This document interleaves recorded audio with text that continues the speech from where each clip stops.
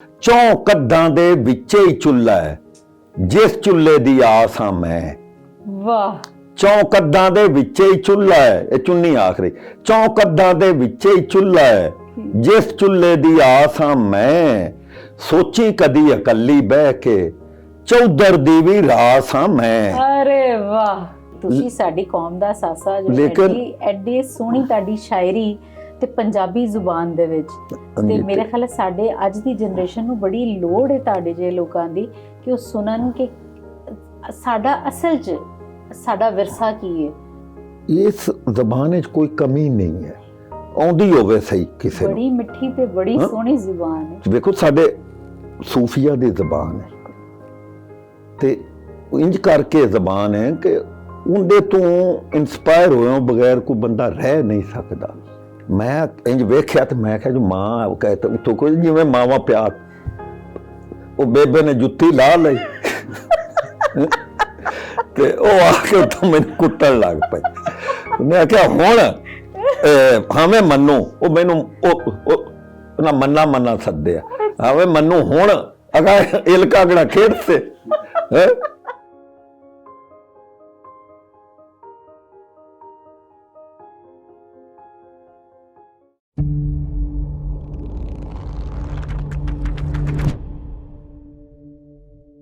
जी अस्सलाम वालेकुम। मैं हूं डॉक्टर अरीज़ जुल्फ़कार और आप देख रहे हैं डॉक्टर अरीज़ जुल्फ़कार डिजिटल और सिलसिले का नाम है गल सुननी माए मेरी। ਤੇ ਅੱਜ ਅਸੀਂ ਗੱਲ ਕਰਾਂਗੇ ਪੰਜਾਬੀ ਦੇ ਵਿੱਚ ਤੇ ਮੈਨੂੰ ਨਹੀਂ ਪਤਾ ਕਿ ਮੇਰੀ ਪੰਜਾਬੀ ਕਿਸ ਤਰ੍ਹਾਂ ਦੀ ਜਾਏਗੀ, ਪਰ ਸਾਡੇ ਨਾਲ ਇਸ ਵੇਲੇ ਪੰਜਾਬੀ ਸ਼ਾਇਰੀ ਦਾ ਬੜਾ ਵੱਡਾ ਨਾਂ ਰਾਏ ਮੁਹੰਮਦ ਖਾਨ ਨਾਸਰ ਸਾਹਿਬ ਮੌਜੂਦ ਨੇ। ਤੁਹਾਡਾ ਬਹੁਤ ਸ਼ੁਕਰੀਆ, ਤੁਸੀਂ ਸਾਨੂੰ ਵਕਤ ਦਿੱਤਾ। ਇਹ ਪੁੱਤਰਾ ਤੁਹਾਡੀ ਮਿਹਰਬਾਨੀ, ਤੁਸਾਂ ਇਸ ਕਾਬਲ ਸਮਝਿਆ ਸੱਦਿਆ ਤੇ ਖਾਸ ਕਰ ਜਿਹੜੀ ਗੱਲ ਮੈਨੂੰ ਧਰੂ ਕੇ ਲੈ ਆਈ ਹੈ ਨਾ, ਉਹ ਤੁਹਾਡਾ ਅਨੁਮਾਨ ਹੀ ਹੈ ਕਿ ਮਾਂ ਦੇ ਹਵਾਲੇ ਨਾਲ ਗੱਲ ਹੋਣੀ। ਤੇ ਅਸੀਂ ਫਿਰ ਬਚਪਨ ਤੋਂ ਟੁਰੀਏ ਜੀ, ਜਿੱਥੋਂ ਮਰਜ਼ੀ ਟੁਰੋ। ਤੁਸੀਂ ਆਪਣੀ ਵਾਲਦਾ ਨੂੰ ਬੇਬੇ ਕਹਿੰਦੇ ਹੋ? ਜੀ ਜੀ ਇੰਝ। ਤੇ ਕੁਝ ਬਚਪਨ ਦੀਆਂ ਯਾਦਾਂ ਸਾਡੇ ਨਾਲ ਤੁਸੀਂ ਸ਼ੇਅਰ ਕਰੋਗੇ? ਜੀ। ਪਹਿਲੀ ਯਾਦ ਜਿਹੜੀ ਤੁਹਾਡੇ ਜ਼ਿਹਨ 'ਚ ਮਾਂ ਦੇ ਹਵਾਲੇ ਨਾਲ, ਤੁਹਾਡੀ ਬੇਬੇ ਦੇ ਹਵਾਲੇ ਨਾਲ, ਕਿ ਖਾਸ ਕੋਈ ਗੱਲ ਕਿ ਇਹ ਬੇਬੇ ਦੀ ਖਾਸ ਗੱਲ ਸੀ? ਮੈਂ ਅਰੀਜ ਪੁੱਤਰਾ, ਸਾਡਾ ਮੈਂ ਅਸਲ 'ਚ ਨਾ ਜਿਹੜੇ ਦੋ ਵਸੇਬ ਨੇ ਨਾ, ਉਹਨਾਂ ਦੀ ਬਾਉਂਡਰੀ ਲਾਈਨ ਦਾ ਬੰਦਾ। ਮੈਂ ਪਿਛਲਾ ਵਸੇਬ ਵੀ ਵੇਖਿਆ ਤੇ ਇਹ ਹੁਣ ਵਾਲਾ ਵੀ। ਉਹ ਸੀ ਉਸ ਵਕਤ ਦਾ ਜਿਹੜਾ ਉਹ ਇਹਨਾਂ ਪਿਛਲਾ ਵਸੇਬ ਹੈ ਨਾ। ਉਸ ਵੇਲੇ ਮੈਂ ਜਦੋਂ ਮਾਂ ਨੂੰ ਵੇਖਣਾ, ਉਹ ਤੇ ਉਦੋਂ ਦੀ ਗੱਲ ਹੈ ਨਾ ਜਦੋਂ ਮਾਵਾਂ ਨੂੰ ਦੇ ਹੋਰ ਸ਼ੌਕ ਹੁੰਦੇ ਆ। ਮੁੜ ਹੁਣ ਮਾਵਾਂ ਦੇ ਉਹ ਨਾਭੇ ਵਾਲੀ ਸ਼ੌਕ, ਉਹਨਾਂ ਦੇ ਆਪਣਾ ਸੋਚ ਉਹ ਹੋਰ ਹੈ, ਉਦੋਂ ਦੀ ਹੋਰ ਹੁੰਦੀ ਹੈ। ਇਹ ਲੱਗਦਿਆਂ ਲੈਂਦਿਆਂ ਬਰਾਦਰੀ ਉਹਨਾਂ ਦੀ ਆਇਆ, ਉਹਨਾਂ ਦੇ ਲਈ ਜਿਹੜਾ ਦਿਲੀ ਚਾਅ ਚੜ੍ਹਨਾ ਉਹ ਹੁੰਦਾ ਆ। ਮਹਿਮਾਨ ਆਉਣੇ, ਪ੍ਰਾਹੁਣੇ ਆਉਣੇ, ਉਹਨਾਂ ਦਾ ਉਹਨਾਂ ਚਾਅ ਹੁੰਦਾ। ਮੈਂ ਜਿਹੜਾ ਆਪਣੀ ਮਾਂ ਨੂੰ ਵੇਖਿਆ ਨਾ, ਮੈਂ ਉਹਨੂੰ ਆਪਣੀ ਮਾਂ ਨੂੰ ਚੁੱਲ੍ਹੇ 'ਤੇ ਹੀ ਵੇਖਿਆ। ਯਾਨੀ ਕੋਈ ਆ ਰਹੀ ਬਰਾਦਰੀ, ਕੋਈ ਲੱਗਦੇ ਲੀਂਦੇ ਰਿਸ਼ਤੇਦਾਰ ਆ ਰਹੇ ਨੇ, ਕੋਈ ਮਹਿਮਾਨ ਆ ਰਹੇ। ਮੇਰੇ ਵਾਲਿਦ ਸਾਹਿਬ ਉਹਨਾਂ ਡੇਰੇਦਾਰ ਬੰਦੇ ਆ ਤੇ ਰੋਜ਼ਾਨਾ ਉਹਨਾਂ ਡੇਰੇ 'ਚ ਕੋਈ ਪੁਰਾਣੇ ਆਉਣੇ, ਕੋਈ ਆ ਰਿਹਾ ਹੈ, ਕੋਈ ਜਾ ਰਿਹਾ ਹੈ।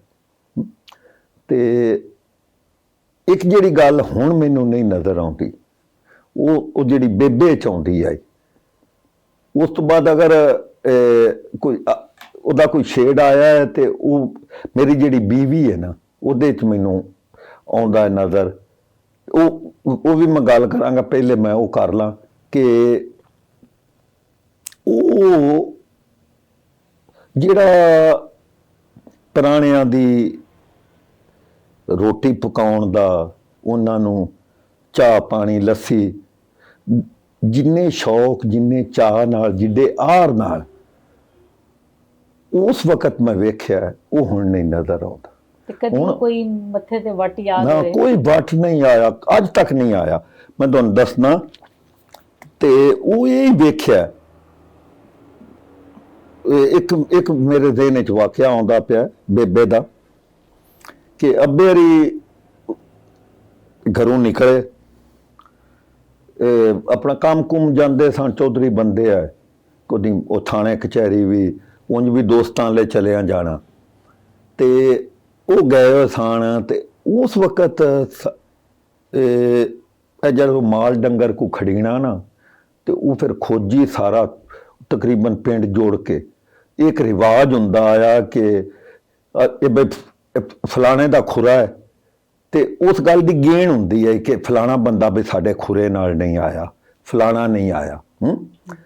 ਉਹ ਕੋਈ 60-70 ਉਹਨਾਂ ਬੰਦਾ ਖੋਜੀ ਨਾਲ, ਉਹ ਬੰਦੇ ਉਹ ਸਾਡੇ ਨਾਲ ਪਿੰਡ ਹੈ, ਉਸ ਪਿੰਡ ਆਏ ਜੋ ਅਸਾਂ ਰਾਤ ਰਹਿਣੀ, ਉਹਨਾਂ ਰਾਤ ਪੈ ਗਈ, ਉਹਨਾਂ ਖੁਰਾ ਕੱਢਦਿਆਂ ਤੇ ਉਹਨਾਂ ਆਖਿਆ ਬਈ ਉਸ ਪਿੰਡ ਚਲੇ ਜਾਓ, ਉੱਥੇ ਰਾਏ ਸ਼ਹਾਦਤ ਖਾਨ ਦਾ ਡੇਰਾ, ਉਹਦੇ ਜਾਓ। ਉਹ ਬੰਦੇ ਆਏ, ਅੱਗੋਂ ਅੱਬੇਰੀ ਘਰ ਕੋਈ ਨਾ ਹੈ, ਉਹ ਜਿਸ ਘਰ ਕੋਈ ਨਾ ਹੈ, ਤੇ ਉਹ ਨਾ ਉੱਥੇ ਉਹਨਾਂ ਬਾਜ਼ਾਰਾਂ 'ਚ ਉਹਨਾਂ ਟੁਰੇ ਵਤਨ, ਤੇ ਉਹ ਬੇਬੇ ਪੁੱਛਿਆ ਜੋ ਇਹ ਬੰਦੇ ਉਪਰੇ ਜੇ ਕੌਣ ਨੇ, ਤੇ ਉਹਨਾਂ ਦੱਸਿਆ ਜੋ ਖੋਜੀ ਨੇ, ਤੇ ਆਂਦੇ ਰਾਤ ਰਾਣੀ। ਤੇ ਅਸਾਂ ਉਹਨਾਂ ਨੂੰ ਦੱਸਿਆ ਜੋ ਨੰਬਰਦਾਰ ਘਰ ਕੋ ਨਹੀਂ, ਤੇ ਉਹ ਬੇਬੇ ਆਖਿਆ ਜੋ ਜੇ ਨੰਬਰਦਾਰ ਘਰ ਕੋ ਨਹੀਂ, ਤੇ ਉਹਦਾ ਮਤਲਬ ਇਹ ਤਾਂ ਨਹੀਂ ਜੋ ਨੰਬਰਦਾਰ ਜਾਂਦੀ ਵਾਰੀ ਸਾਰਾ ਜਿਹੜਾ ਖਾਣ ਪੀਣ ਦਾ ਸਮਾਨ ਵੀ ਨਾਲ ਲੈ ਗਿਆ। ਉਹ ਉਹਨਾਂ ਨੂੰ ਡੇਰੇ 'ਚ ਬਿਠਾਓ, ਮੰਜੀਆਂ ਦਿਓ, ਬਿਸਤਰੇ ਲੈ ਜਾਓ ਘਰੋਂ। ਉਸੇ ਵਕਤ ਉਹ ਨਾਬੇ ਲਈ ਉਹ ਆਪਣਾ ਕੋਈ ਉਹ ਨਾਬੇ ਲਈ ਕੋਈ ਡੰਗਰ ਜਾਂ ਕੋਈ ਬੱਕਰੇ ਜਾਂ ਕੋਈ ਉਹ ਨਾ ਹਲਾਲ ਕਰਾਏ, ਤੇ ਉਹਨਾਂ ਦਾ ਇੰਤਜ਼ਾਮ ਕੀਤਾ ਬਿਹਤਰੀਨ, ਉਹਨਾਂ ਨੂੰ ਰੋਟੀ ਖਵਾਈ, ਸਾਰਾ ਚਾਹ ਦੁੱਧ ਵਗੈਰਾ। ਤੇ ਇਤਫਾਕ ਨਾਲ ਉਹ ਅੱਬੇ ਦੇ ਜਾਣਨ ਵਾਲੇ ਆਏ, ਉਹਦੇ ਜਿਹੜੇ ਚੌਧਰੀ ਆਏ ਨਾ, ਉਹ ਜਾਣਨ ਵਾਲੇ ਆ, ਉਹ ਰਾਤ ਰਹਿ। ਤੇ ਉਹ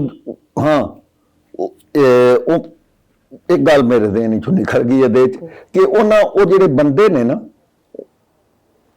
ਉਹ ਆਪਣਾ ਪਿੰਡ ਦੇ, ਉਹਨਾਂ ਆਖਿਆ ਜੋ ਨੰਬਰਦਾਰ ਘਰ ਕੋ ਨਹੀਂ, ਤੇ ਤੁਸੀਂ ਕੋਈ ਹੋਰ ਕਿਸੇ ਪਿੰਡ ਚਲੇ ਜਾਓ।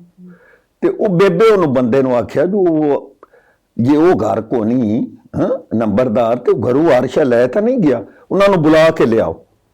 ਵਾਪਸ ਬੁਲਾਇਆ, ਬੁਲਾ ਕੇ ਉਹਨਾਂ ਨੂੰ ਰੱਖਿਆ, ਖਿਦਮਤ ਕੀਤੀ, ਸੁਬਾਹ ਨਾਸ਼ਤਾ ਕਰਾ ਕੇ ਉਹ ਨਿਕਲਦੇ ਪਏ ਨੇ। ਜਦੋਂ ਉਹਨਾਂ ਪਿੰਡ ਤੋਂ ਕੋਈ 4-5 ਫਰਲਾਂਗ ਬਾਹਰ ਗਏ ਨੇ ਨਾ, ਅੱਗੋਂ ਅੱਬੇ ਹਰੀ ਉਧਰੋਂ ਵਾਪਸ ਆ ਰਹੇ ਸਨ, ਜਿਹਦੇ ਰਾਤੀ ਗਏ ਸੀ। ਤੇ ਉਹ ਅੱਬੇ ਰਾ ਵੇਖਿਆ, ਤੇ ਉਹਨਾਂ ਆਖਿਆ ਜੋ ਮੇਰਾ ਤਾਂ ਵਾਕਫ ਬੰਦਾ ਹੈ, ਤੇ ਇੱਥੋਂ ਆਏ ਤੇ ਮੈਂ ਤਾਂ ਘਰ ਕੋਈ ਨਾ, ਪਤਾ ਨਹੀਂ ਇਹਨਾਂ ਦਾ ਕੀ ਹਾਲ ਹੋਇਆ ਹੋਣਾ। ਅੱਬੇ ਰਾ ਦਾ ਨਾ ਥੋੜਾ ਜਿਹਾ ਪਰੇਸ਼ਾਨ ਉਹ ਨਾ ਪਰੇਸ਼ਾਨੀ ਦੀ ਵਜ੍ਹਾ ਤੋਂ ਰੰਗ ਬਦਲਿਆ ਚਿਹਰੇ ਦਾ। ਤੇ ਉਹ ਜਿਹੜਾ ਬੰਦਾ ਸੀ ਉਹ ਵੀ ਸਿਆਣਾ ਸੀ, ਉਹ ਤਾਂ ਆਖਿਆ ਜੋ ਨੰਬਰਦਾਰਾ ਭੈੜਾ ਨਾ ਪਾਓ, ਤੂੰ ਹੁੰਦੋ ਨਾ, ਜੇ ਤੂੰ ਹੁੰਦੋ ਤੇ ਇੰਨੀ ਖਿਦਮਤ ਸਾਡੀ ਨਾ ਹੀ ਹੋਣੀ ਜਿੰਨੀ ਤੇਰੇ ਨਾ ਹੁੰਦਿਆਂ ਹੋਈ ਹੈ। ਤੇ ਉਹ ਅੱਬੇ ਹਰੀ ਤਾਂ ਫੁੱਲ ਕੇ ਤੇ ਇੱਥੇ ਹੋ ਗਏ ਜੋ, ਤੇ ਆ ਕੇ ਉਹ ਨਾਬੇ ਵਾਲੀ ਬੇਬੇ ਨੂੰ, ਮੇਰੀ ਮਾਂ ਨੂੰ ਸ਼ਾਬਾਸ਼ ਦਿੱਤੀ, ਉਹਨੇ ਬੜੀ ਤਾਰੀਫ ਕੀਤੀ ਜੋ ਤੂੰ ਹੈ। ਤੇ ਇਸ ਤਰ੍ਹਾਂ ਦੇ ਬੇਸ਼ੁਮਾਰ ਵਾਕਿਆਤ ਜ਼ਿੰਦਗੀ ਵਿੱਚ ਉਹ ਇੰਝ ਹੁੰਦਾ ਜੋ ਡੇਰੇਦਾਰ, ਤੇ ਉਹਨਾਂ ਨੂੰ ਅਸਲ ਵਿੱਚ ਬੋਝ ਨਹੀਂ ਸੀ ਮਾਲੂਮ ਹੁੰਦਾ ਉਸ ਵਕਤ ਦੀ ਮਾਂ ਨੂੰ। ਉਹਨਾਂ ਨੂੰ ਪਤਾ ਸੀ ਕਿ ਰਹਿਮਤ ਨੇ, ਅਸੀਂ ਇਹ ਹਿਸਾਬ ਕਿਤਾਬ ਨਹੀਂ ਨਾ ਹੁੰਦੇ ਸਨ ਕਿ ਕੋਈ ਆਏਗਾ ਤੇ ਕੀ ਖਾ ਲੇਗਾ ਤੇ ਕੀ। ਮੈਂ ਨਾ, ਮੈਨੂੰ ਇਹੀ ਉਹੀ ਗੱਲਾਂ ਯਾਦ ਨੇ ਅੱਬੇ ਦੀਆਂ, ਬੇਬੇ ਦੀਆਂ, ਕਿ ਜਿਹੜਾ ਪੁਰਾਣਾ ਹੈ ਬੱਚਿਆ, ਇੰਜ ਕਰਕੇ ਉਹਨਾਂ ਬਿਠਾ ਲੈਣਾ, ਉਹਨਾਂ ਆਖਣਾ ਬੱਚਿਆ ਨੰਬਰ 1 ਤਾਂ ਪੁਰਾਣਾ ਰੱਬ ਦੀ ਰਹਿਮਤ ਹੈ, ਅੱਲਾ ਪਾਕ ਜਿੰਦੇ ਤੇ ਮਿਹਰਬਾਨ ਹੈ, ਉਹਦੇ ਲਈ ਪੁਰਾਣਾ ਇਹ ਗਲਦਾ ਹੈ, ਉਹਦੇ ਲਈ ਪੁਰਾਣੇ ਆਉਂਦੇ ਨੇ।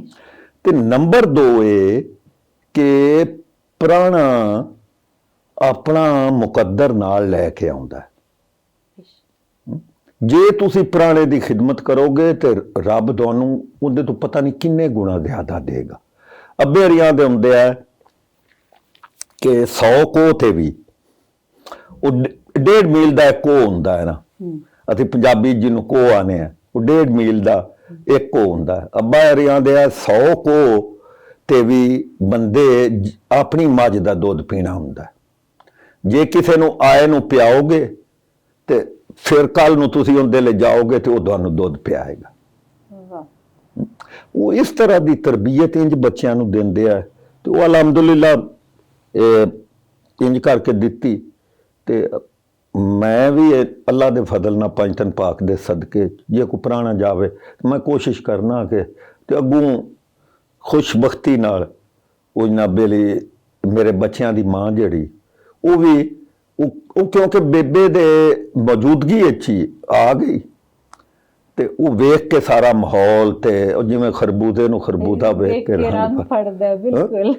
ਉਹ ਵੀ ਉਂਝ ਦੀ ਹੀ ਤਰਬੀਅਤ ਹੁੰਦੀ ਹੋਗੀ। ਜਿਹੜੇ ਵੀ ਮੇਰੇ ਕੋਲ ਜਾਂਦੇ ਨੇ ਦੋਸਤ ਹੈ ਬਾਬਾ ਅਦਬ ਦੇ ਹਵਾਲੇ ਨਾਲ ਵੀ ਉਂਝ ਵੀ ਸਾਰੇ ਉਂਝ ਹੀ ਤਾਰੀਫ ਕਰਦੇ ਨੇ ਜਿਵੇਂ ਬੇਬੇ ਦੀ ਉਸ ਵਕਤ ਦੇ ਬੰਦੇ ਕਰਦੇ ਆ। ਯਾਨੀ ਕਿ ਬੰਦਾ ਨੰਬਰਦਾਰ ਉਦੋਂ ਹੀ ਹੁੰਦਾ ਜਦੋਂ ਉਹਦੇ ਪਿੱਛੇ ਖਲੋਤੀ ਔਰਤ ਹਾਂਜੀ ਉਹਦੀ ਡੇਰੇਦਾਰੀ ਉਸੇ ਤਰ੍ਹਾਂ ਲੈ। ਉਹ ਮੈਂ ਤੁਹਾਨੂੰ ਇੱਕ ਇਸ ਹਵਾਲੇ ਨਾਲ ਨਜ਼ਮ ਵੀ ਸੁਣਾ ਦੇਵਾਂ। ਬਿਲਕੁਲ।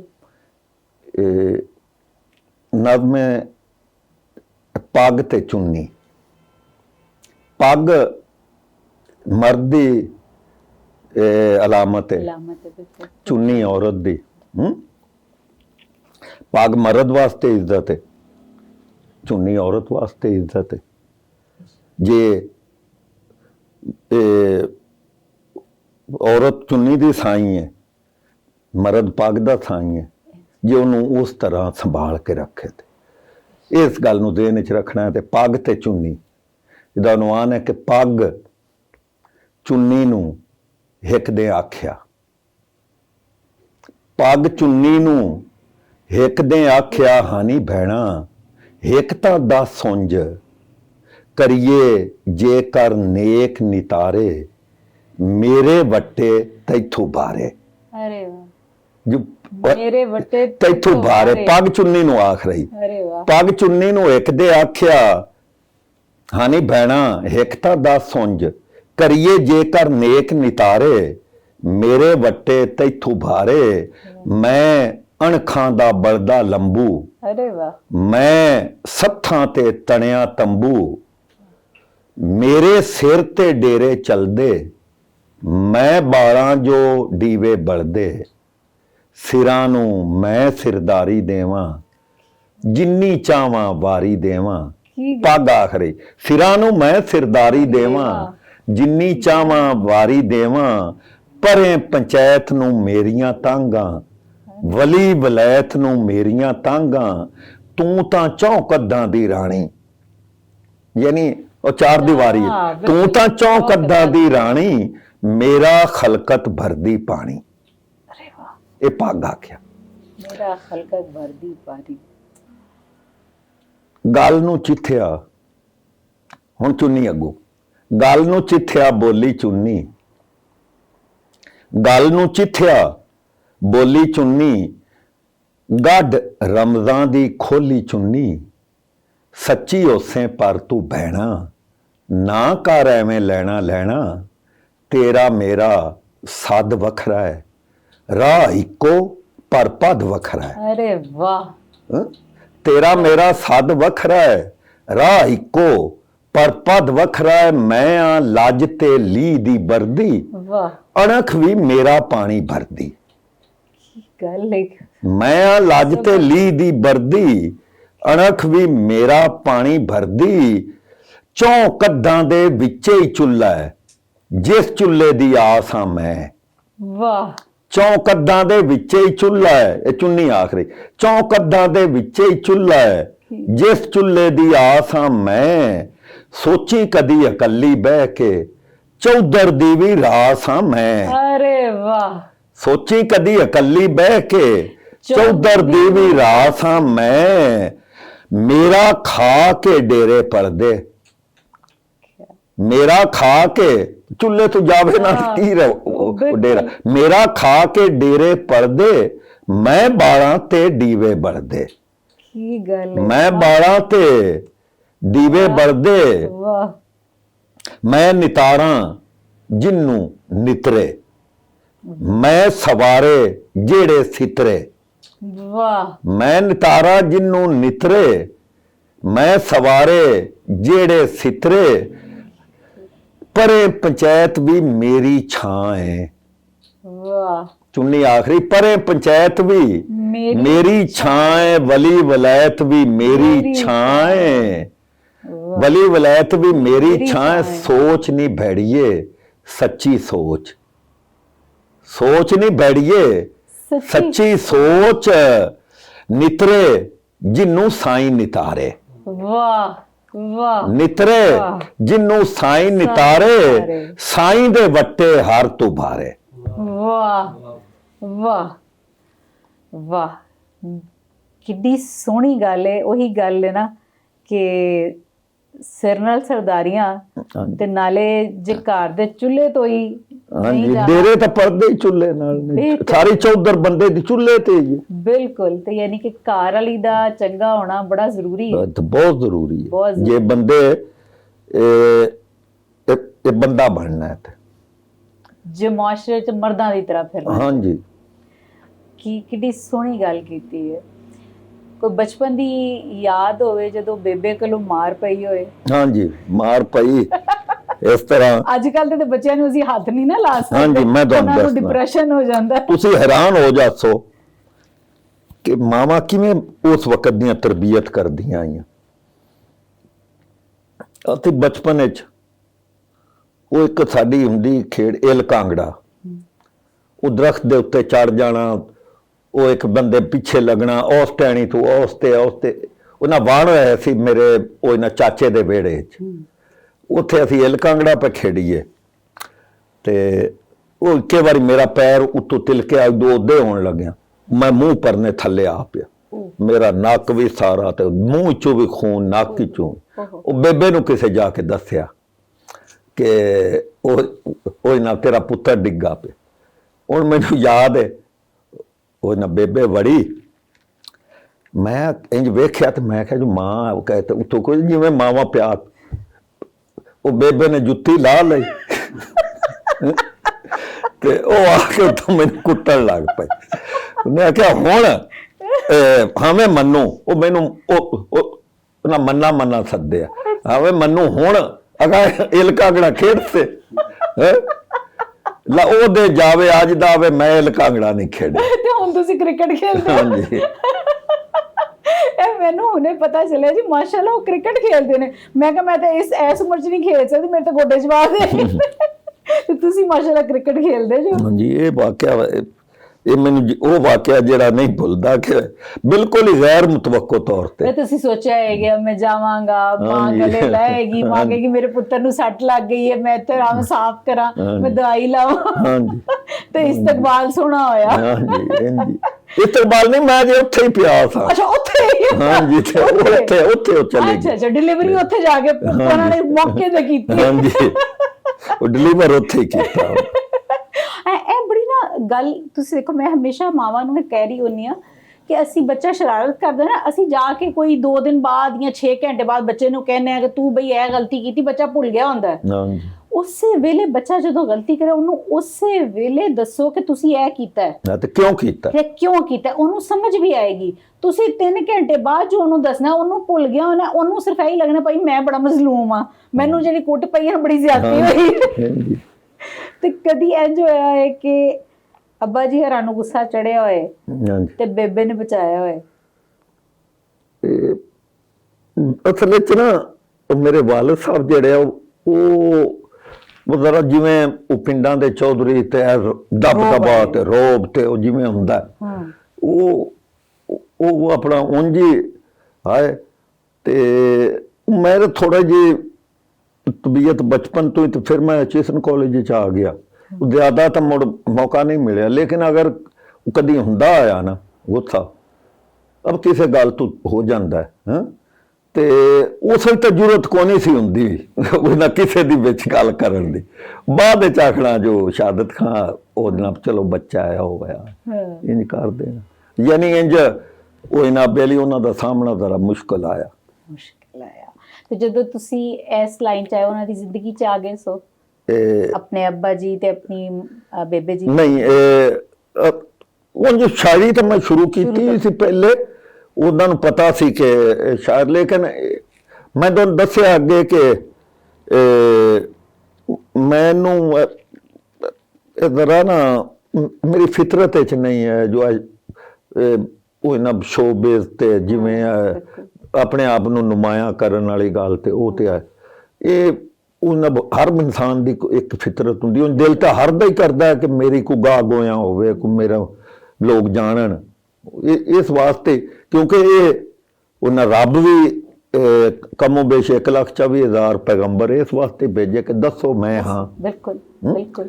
ਤੇ ਉਹਨੇ ਉਹਦੀ ਜਿਹੜੀ ਮਖਲੂਕ ਹੈ ਉਹਦੇ ਚ ਵੀ ਉਹਨੇ ਇਹ ਗੱਲ ਪਾਈ ਹੈ। ਇਹ ਤਾਂ ਮੈਂ ਨਹੀਂ ਆਉਂਦਾ ਕਿ ਮੈਂ ਬਿਲਕੁਲ ਹੀ ਇੰਜਾ ਨਹੀਂ ਹੈ। ਨਹੀਂ, ਤੁਸੀਂ ਸਾਡੀ ਕੌਮ ਦਾ ਸਾਸਾ, ਜੋ ਐਡੀ ਸੋਹਣੀ ਤੁਹਾਡੀ ਸ਼ਾਇਰੀ ਤੇ ਪੰਜਾਬੀ ਜ਼ੁਬਾਨ ਦੇ ਵਿੱਚ, ਤੇ ਮੇਰੇ ਖਿਆਲ ਸਾਡੇ ਅੱਜ ਦੀ ਜਨਰੇਸ਼ਨ ਨੂੰ ਬੜੀ ਲੋੜ ਹੈ ਤੁਹਾਡੇ ਜਿਹੇ ਲੋਕਾਂ ਦੀ ਕਿ ਉਹ ਸੁਣਨ ਕਿ ਸਾਡਾ ਅਸਲ 'ਚ ਸਾਡਾ ਵਿਰਸਾ ਕੀ ਹੈ। ਇਹ ਬੜਾ ਜ਼ਰੂਰੀ ਹੈ। ਬਿਲਕੁਲ ਜ਼ਰੂਰੀ ਹੈ।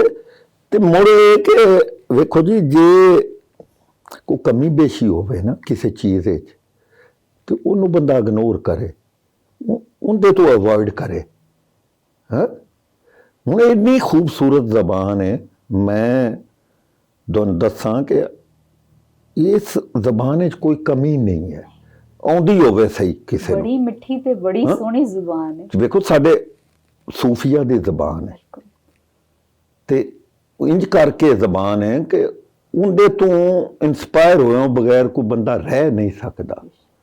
ਉਹਨਾਂ ਦਾ ਬੇਸ਼ੱਕ ਕਿਸੇ ਦੀ ਸਮਝ ਚ ਆਵੇ ਨਾ ਆਵੇ। ਹੁਣ ਵਾਰਿਸ ਸ਼ਾਹ ਜੀ ਨੇ, ਆਪਣਾ ਬੁੱਲੇ ਸ਼ਾਹ ਜੀ, ਸ਼ਾਹ ਹੁਸੈਨ ਜੀ, ਮੀਆਂ ਮੁਹੰਮਦ ਬਖਸ਼ ਸਰਕਾਰ ਰਹਿਮਤੁल्लाह अलैह, ਸੁਲਤਾਨ ਬਾਹੂ ਸਰਕਾਰ, ਗੁਲਾਮ ਫਰੀਦ, ਬਾਬਾ ਫਰੀਦ ਸ਼ਕਰਗੰਜ, ਉਹਨਾਂ ਦੇ ਜਿਹੜੀ ਬਹਿਣ ਉਹਨਾਂ ਕਲਾਮ ਕਿਸੇ ਨੂੰ ਸਮਝ ਨਾ ਵੀ ਆਵੇ ਤਾਂ ਇੱਕ ਵਾਰੀ ਦਿਲ ਨੂੰ ਰੋਗ ਪੈ ਜਾਂਦਾ। ਬਿਲਕੁਲ ਸਹੀ ਕਹਿ ਰਹੇ ਜੀ, ਬਿਲਕੁਲ। ਤੇ ਉਹਦੇ ਚ ਜ਼ਬਾਨ ਦੀ ਮਿਠਾਸ ਵੀ ਤਾਂ ਹੈ ਨਾ, ਉਹਨਾਂ ਦਾ ਤਖਯਲ ਤਾਂ ਆਪਣੀ ਥਾਂ ਤੇ ਇਹ ਜ਼ਬਾਨ ਵਿੱਚ ਕਮੀ ਕੋਈ ਨਹੀਂ। ਸਿਰਫ ਸਾਨੂੰ ਥੋੜਾ ਜਿਹਾ ਇਹ ਐਵੇਂ ਕੋਈ, ਉਹਨੂੰ ਮੈਂ ਅਕਸਰਾਨਾ ਉਹਨਾਂ ਜੋ ਫਿਟਕ ਵੱਗੀ ਹੋਈ ਕਿ ਅਸੀਂ ਰਿਅਲਾਈਜ਼ ਨਹੀਂ ਪੈ ਕਰਦੇ ਕਿ ਸਾਡੀ ਖੂਬਸੂਰਤ ਜ਼ਬਾਨ ਹੈ। ਹਾਲਾਂਕਿ ਬਾਕੀ ਸਾਰੀ ਦੁਨੀਆ ਇਸ ਗੱਲ ਨੂੰ ਉਹ ਨਾ ਮੋਤਰਫ ਨੇ ਇਸ ਗੱਲ ਦੇ ਕਿ ਸਾਡੀ ਜ਼ਬਾਨ ਤੋਂ ਅੱਛੀ ਜ਼ਬਾਨ ਕੋਈ ਨਹੀਂ। ਬੇਸ਼ੱਕ ਬੇਸ਼ੱਕ। ਤੇ ਉਹ ਬੜੇ ਆਰ ਨਾਲ, ਬੜੇ ਉਚੇਚ ਨਾਲ ਉਹ ਆਪਣੇ ਬੱਚਿਆਂ ਨੂੰ ਉਹ ਨਾ ਪੜਾਉਂਦੇ ਨੇ। ਮੈਂ ਅਕਸਰ ਜਿੱਥੇ ਵੀ ਪ੍ਰੋਗਰਾਮ ਹੁੰਦਾ ਹੈ ਨਾ ਕੋਈ, ਮੈਂ ਪਾਰੀ ਗੱਲ ਇਹ ਹੀ ਕਰਨਾ ਕਿ ਮੇਰਾ ਅੱਲਾ ਵਾਸਤੇ ਕਰਕੇ ਇੱਕ ਤਰਲਾ ਮੰਨ ਲਓ।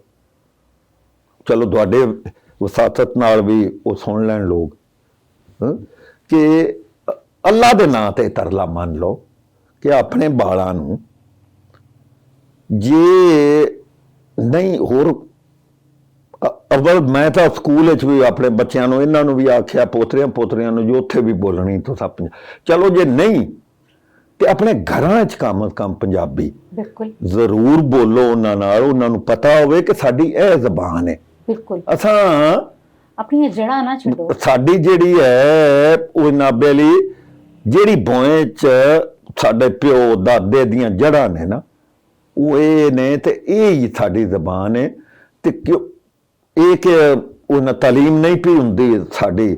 ਅੱਲਾ ਕਰੇ ਹੁਣ ਕੋ ਥੋੜਾ ਬਹੁਤਾ ਲਾਹੌਰ 'ਚ ਮੈਂ ਵੇਖਿਆ ਸਾਈਨ ਬੋਰਡ ਵੀ ਪੰਜਾਬੀ 'ਚ ਇੱਕ ਦੋ ਜਗ੍ਹਾ ਤੇ, ਉਹ ਮੈਨੂੰ ਮਰੀਮ ਦੀ ਗੱਲ ਬੜੀ ਚੰਗੀ ਲੱਗੀ। ਉਹ ਨਾਲ ਜਿਹੜਾ ਖਾਸ ਕਰ ਇਸ ਹਵਾਲੇ ਨਾਲ ਬਿਲਕੁਲ, ਉਹ ਯਾਨੀ ਕੋ ਥੋੜਾ ਜਿਹਾ ਉਹ ਆਂਦੇ ਨੇ ਨਾ, ਜੋ ਬਾਲ ਹੋਵੇ ਨਾ ਤੇ ਮਾਂ ਵੀ ਦੁੱਧ ਤੋਂ ਥੋੜਾ ਜਿਹਾ ਅੱਗਾ ਪਿੱਛਾ ਕਰ ਜਾਂਦੀ। ਉਹ ਹਾਲ ਪਾਈ ਹੋਈ ਹੈ ਸਾਰੇ ਜਿਹੜੇ ਵੀ ਆਪੋ ਆਪਣੀ ਥਾਂ ਤੇ ਆਣ, ਤੇ ਉਹ ਥੋੜਾ ਥੋੜਾ ਅਸਰ ਤਾਂ ਹੁੰਦਾ ਪਿਆ। ਲੇਕਿਨ ਅਜੇ ਤੱਕ ਲਾਜ਼ਮੀ ਨਹੀਂ ਪਈ ਹੁੰਦੀ ਪੰਜਾਬੀ ਪਹਿਲੀ ਕਲਾਸ ਤੋਂ। ਤੇ ਜੇ ਬਾਲਾਂ ਘਰਾਂ 'ਚ ਵੀ ਨਹੀਂ ਬੋਲਣੀ ਤੇ ਸਕੂਲਾਂ ਕਾਲਜਾਂ 'ਚ ਵੀ ਨਹੀਂ ਬੋਲਣੀ, ਇਹ ਤਾਂ ਆਪੇ ਮੁੱਕ ਗਈ। ਤੇ ਇਹ ਉਹ ਲਾਸ ਹੈ ਜਿਹੜਾ ਸੱਤਾਂ ਪੀੜ੍ਹੀਆਂ ਤੱਕ ਨਹੀਂ ਪੂਰਾ ਹੋਣਾ ਮੁੜ। ਬਿਲਕੁਲ ਸਹੀ ਕਹਿ ਰਹੇ ਜੀ, ਬਿਲਕੁਲ। ਤੇ ਇਸ ਵਾਸਤੇ ਮੈਂ, ਇਹ ਮੇਰੀ ਰਿਕੁਐਸਟ ਹੈ, ਤਰਲਾ ਹੈ, ਮਿੰਨਤ ਹੈ ਕਿ ਰੱਬ ਦੇ ਨਾਂ ਤੇ ਅੱਲਾ ਵਾਸਤੇ ਕਰਕੇ, ਕੁਝ ਨਹੀਂ ਹੁੰਦਾ। ਮੈਂ ਤੁਹਾਡੇ ਸਾਹਮਣੇ ਬੈਠਾ ਹਾਂ, ਇਸੇ ਜ਼ਬਾਨ ਵਿੱਚੋਂ ਅੱਲਾ ਨੇ ਮੈਨੂੰ ਇੰਨੀ ਇੱਜ਼ਤ ਦਿੱਤੀ। ਮੇਰੇ ਬਾਲ ਨੇ, ਉਹਨਾਂ ਸਕੂਲਾਂ 'ਚ ਵੀ ਪੰਜਾਬੀ ਬੋਲੀ, ਉਹਨਾਂ ਘਰ 'ਚ ਵੀ ਬੋਲੀ। ਤੇ ਇਹ ਤਾਂ ਕੋਈ ਨਹੀਂ ਕਿ ਉਹਨਾਂ ਨੂੰ ਕੋਈ ਉਹਨਾਂ ਕਿਸੇ ਪਾਸੇ ਆਪਣਾ ਘਰ ਛੱਡੇ। ਤੁਸੀਂ ਛੱਡ ਦਿੰਦੇ ਹੋ, ਤੁਸੀਂ ਦੂਜਿਆਂ ਦੀ, ਦੇਖੋ ਦੂਸਰੇ ਦੀ ਸ਼ੈ ਦੂਸਰੇ ਦੀ ਸ਼ੈ ਹੈ, ਠੀਕ ਹੈ। ਉਹ ਤੁਸੀਂ ਜਿੰਨਾ ਮਰਜ਼ੀ ਅਪਣਾਉਣ ਦੀ ਕੋਸ਼ਿਸ਼ ਕਰੋ, ਉਹਨਾਂ ਵਾਸਤੇ ਤੁਸੀਂ ਫੇਰ ਵੀ ਗੈਰ ਹੀ ਰਹੋਗੇ। ਕਦੀ ਨਹੀਂ ਸ਼ਾਮਿਲ ਹੋ ਸਕਦੇ ਕਿ ਤੁਸੀਂ ਉਹ ਤੁਹਾਨੂੰ ਮੰਨ ਲੈਣ ਕਿ ਜੀ ਇਹ ਸਾਡੇ ਵਿੱਚ ਆ ਗਏ ਨੇ, ਕਦੀ ਵੀ ਨਹੀਂ। ਪਰ ਤੁਸੀਂ ਜਦ ਉਹਨਾਂ 'ਚ ਹੋ ਹੀ ਨਹੀਂ ਤੂੰ ਮੰਨਣ ਕਿਵੇਂ? ਇਹੀ ਗੱਲ, ਠੀਕ ਹੈ। ਉਹ ਤੁਸੀਂ ਹਾਲੇ ਦੂਸਰੇ ਬਾਰਡਰ ਪਾਰ ਵੀ ਚਲੇ ਜਾਓ ਨਾ, ਭਾਵੇਂ ਇੱਧਰ ਦਾ ਪੰਜਾਬ ਹੋਵੇ ਭਾਵੇਂ ਉਧਰ ਦਾ, ਉਹ ਤਾਂ ਬਿਲਕੁਲ ਨਹੀਂ ਨਾ ਮਾਸ਼ਾਅੱਲਾ ਛੱਡਦੇ। ਤੇ ਸਾਡਿਆਂ ਨੂੰ ਜ਼ਰਾ ਥੋੜਾ ਜਿਹਾ ਹੁੰਦਾ ਕਿ ਜ਼ਰਾ ਸ਼ਾਇਦ ਬਿਸਤੀ ਮਹਿਸੂਸ ਹੁੰਦੀ ਹੈ, ਅਸੀਂ ਮਾਡਰਨ ਨਹੀਂ ਲੱਗਦੇ। ਇੱਕ ਬਸ ਪਾ ਦਿੱਤਾ ਗਿਆ ਦਿਨਾਂ 'ਚ ਇਹ ਉਚੇਚ ਨਾਲ ਨਾ, ਅਰੀਜ ਪੁੱਤਰਾ, ਇਹ ਅਗਰ ਤੁਸੀਂ ਥੋੜਾ ਜਿਹਾ ਦੇ ਬੈਕਗਰਾਉਂਡ ਵਿੱਚ ਜਾਓ ਨਾ, ਤੇ ਇਹ ਜਦੋਂ ਅੰਗਰੇਜ਼ ਨੂੰ ਮਜ਼ਾਮਤ ਹੋਈ ਨਾ ਜ਼ਿਆਦਾ, ਇੱਥੋਂ ਰਾਏ ਅਹਿਮਦ ਖਾਂ ਖਰਲ, ਭਗਤ ਸਿੰਘ, ਉਹਨਾਂ ਜਦੋਂ ਇੱਥੋਂ ਜਿੰਨੀ ਉਹਨਾਂ ਨੂੰ ਮਜ਼ਾਮਤ ਹੋਈ ਨਾ, ਇੰਨੀ ਕਿ ਸਿਰਫ ਇਹ ਹੋਇਆ ਹੈ ਕਿ ਉਸ ਵਕਤ ਵੀ ਇਸ ਚੀਜ਼ ਨੂੰ ਦਬਾ ਦਿੱਤਾ ਗਿਆ। ਉਹਨਾਂ ਨੂੰ ਬਾਗੀ ਦੇ ਤੌਰ ਤੇ ਪੇਸ਼ ਕਰ ਦਿੱਤਾ ਗਿਆ ਸਿਲੇਬਸਾਂ 'ਚ, ਤੇ ਉਹਨਾਂ ਨੂੰ ਫਰੀਡਮ ਫਾਈਟਰ ਉਹ ਇਹਨਾਂ ਬਿਲ ਬਣਾ ਕੇ ਪੇਸ਼ ਹੀ ਨਹੀਂ ਕੀਤਾ ਗਿਆ। ਉਹ ਤਾਂ ਹੁਣ ਉਹਨਾਂ ਸ਼ਾਇਰਾਂ ਨੇ ਅਤੇ ਉਹਨਾਂ ਵੇਲੇ ਆਪਣਾ ਸਈਦ ਖਾਵਰ ਬੁੱਟਾ ਸਾਹਿਬ ਨੇ ਕੋਈ ਇਹਦੇ ਤੇ ਕੰਮ ਕੀਤਾ, ਕੋਈ ਹੋਰ ਵੀ ਜਿਹੜੇ ਦੋਸਤ ਨੇ ਆਪਣਾ ਸਾਰੇ ਉਹਨਾਂ ਕੀਤਾ। ਤੇ ਹੁਣ ਪਤਾ ਲੱਗਾ ਕਿ ਸਾਡੇ ਅਸਲ ਹੀਰੋਜ਼ ਕੌਣ ਨੇ, ਤੇ ਉਹ ਪੰਜਾਬ ਵਿੱਚ ਨੇ। ਤੇ ਉਸ ਵਕਤ ਉਹਨਾਂ ਉਚੇਚਾ UPCP ਤੋਂ ਉਹਨਾਂ ਭਈਏ ਲਿਆ ਕੇ ਇੱਥੇ ਆਪਣਾ ਫੈਲਾ ਦਿੱਤੇ ਪੰਜਾਬ ਵਿੱਚ। ਮੁੜ ਸਭ ਤੋਂ ਵੱਡਾ ਜਿਹੜਾ ਜ਼ੁਲਮ ਕੀਤਾ ਕਿ ਇਕਨੋਮਿਕਸ ਉਹਨਾਂ ਅੰਗਰੇਜ਼ੀ ਤੇ ਉਰਦੂ ਨਾਲ ਜੋੜ ਦਿੱਤੀ। ਪੰਜਾਬੀ ਵਾਲਿਆਂ ਨੂੰ ਨਾ ਕੰਮ ਦੀ ਨੌਕਰੀ ਮਿਲਣੀ, ਨਾ ਕੁਛ ਹੋਣਾ। ਆਪੇ ਪੰਜਾਬੀ ਤੋਂ ਤਾਂ ਲੋਕਾਂ ਉਹਨਾਂ ਦੂਰ ਹੋਣਾ। ਹੁਣ ਅਲਹਮਦੁਲਿਲਾ ਉਤੋਂ ਇਹ ਸੀ ਕਿ ਸਾਡਾ ਜਿਹੜਾ ਆਪਣਾ ਜਟਕਾ ਵਸੇਬ ਆਇਆ, ਉਹਦੇ 'ਚ ਇੰਨੀ ਤਵੱਜੋ ਨਹੀਂ ਦੇ ਸਕੇ ਮਾਂ ਬਾਪ ਜਿਹੜੇ ਨੇ ਕਿ ਇਹਨਾਂ ਨੂੰ ਪੜ੍ਹਾਵੀਏ ਕਿਸੇ ਅੱਛਿਆਂ ਸਕੂਲਾਂ 'ਚ ਅਗਾਂ। ਉਹ ਹੁਣ ਅਲਹਮਦੁਲਿਲਾ ਉਹ ਇਹਨਾਂ ਤਾਲੀਮ ਦਾ ਰੁਝਾਨ ਹੋਇਆ। ਹੁਣ ਉਹ ਇਹਨਾਂ ਇਸ ਪੰਜਾਬ ਦੇ ਜਿਹੜੇ ਆਪਣਾ ਜਟਕੇ ਵਸੇਬ ਦੇ ਉਹ ਇਹਨਾਂ ਬੰਦੇ, ਉਹ ਸਾਰੇ ਹੈਣ ਵੋਣ ਵੱਡੀਆਂ ਹੁਣ ਕੋਈ ਗੱਲ ਅੱਲਾ ਕੀਤਾ ਤੇ ਉਹਨਾਂ ਵੇਲੇ ਇੱਕ ਉਹਨਾਂ ਆਪਣਾ ਠੰਡੀ ਹਵਾ ਦਾ ਝੋਂਕਾ ਆਉਣ ਲੱਗ ਪਿਆ। ਹੋ ਜਾਏਗਾ, ਲੇਕਿਨ ਫਿਰ ਵੀ ਜ਼ਰੂਰਤ ਹੈ ਇਹ ਨਾ ਹੋਵੇ ਜੋ ਉਹਨੇ ਨੂੰ ਉਂਝ ਹੀ ਕਿਸੇ ਨੂੰ ਆਵੇ ਹੀ ਨਾ। ਇਸ ਵਾਸਤੇ ਘਰਾਂ 'ਚ ਜ਼ਰੂਰ ਪੰਜਾਬੀ ਬੋਲੋ ਆਪਣੇ ਬਾਲਾਂ ਨਾਲ, ਕੁਛ ਵੀ ਨਹੀਂ ਹੁੰਦਾ।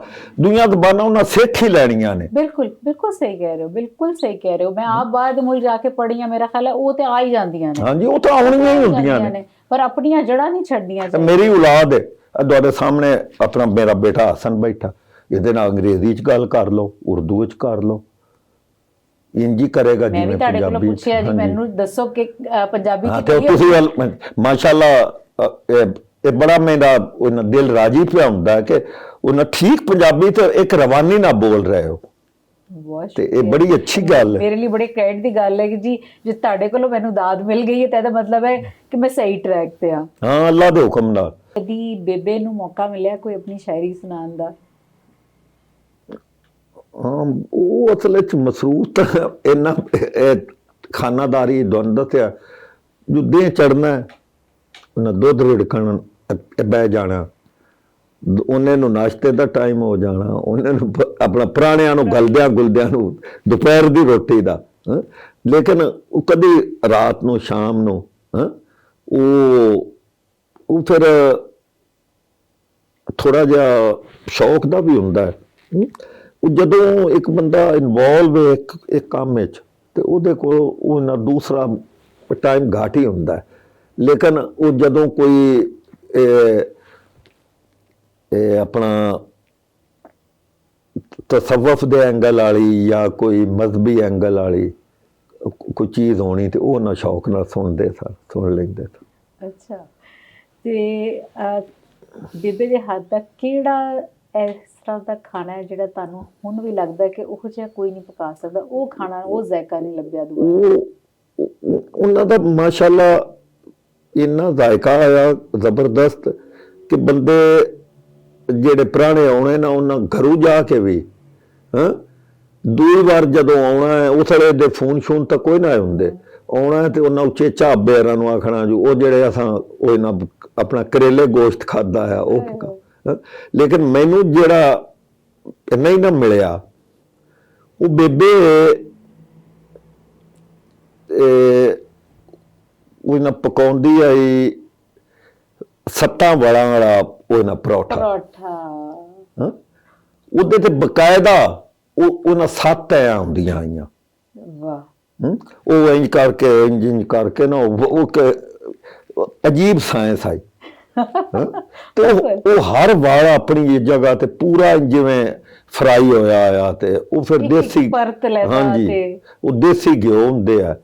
ਉਹ ਮੈਨੂੰ ਆਪਣਾ ਨਹੀਂ ਵੇਖਿਆ ਦੁਬਾਰਾ ਕਿ ਉਹ ਨਾ ਕਿਧਰੇ।